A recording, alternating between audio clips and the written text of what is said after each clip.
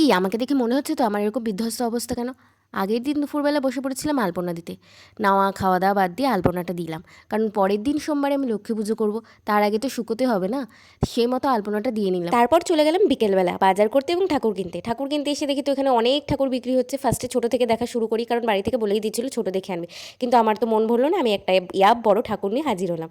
তো পরের দিন সকালবেলায় রেডি হয়ে ঠাকুরটাকে সিংহাসনে পেতে নিলাম। আর ঠাকুরটার মুখটা দেখো কতটা মিষ্টি। তারপর কি পুজোর সব জোগাড় যন্ত্র করে নিলাম। ফুল এখানটায় এরকম দিতে হয়, যেগুলো আমি ঠিক জানি না, এটা আমাকে আমার দাদু করে দিয়েছে।